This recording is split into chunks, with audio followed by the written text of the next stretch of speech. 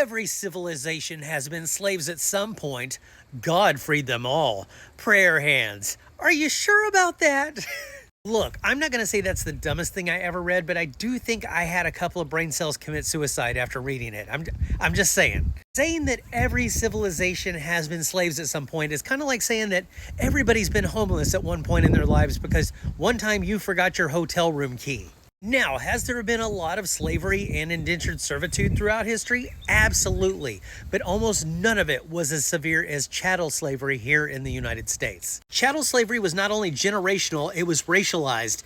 These people were bred as property, as livestock, which is not what most civilizations had. Also, some of those civilizations were the ones doing the enslaving, so who freed them from that? And saying that God freed them all is really a slap in the face to the people who actually risked their lives trying to end slavery around the globe.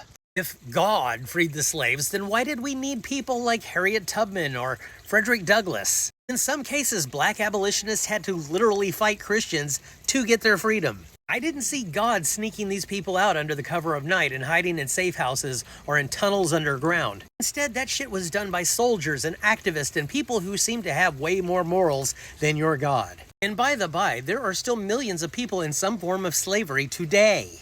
Human trafficking, child labor, forced labor camps. And we have modern slavery here in the United States right fucking now. It's called the American prison system. Believe it or not, it is written into our Constitution in the 13th Amendment that is perfectly legal. During those crazy intense wildfires last year, people actually had to risk their lives trying to put those out. Prisoners, against their will, had to go and risk their lives. Now, this is inevitably where you're going to say, well, they shouldn't have committed the crime.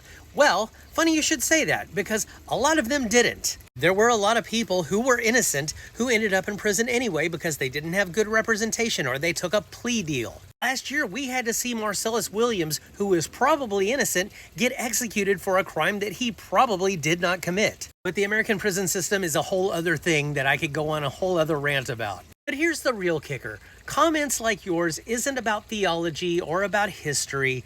It's about deflection.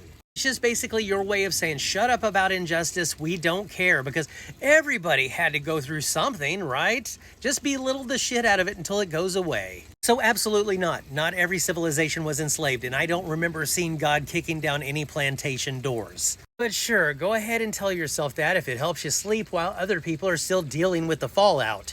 But the next time you feel moved to make a comment like this, just ask yourself, is this history or is it holy gaslighting?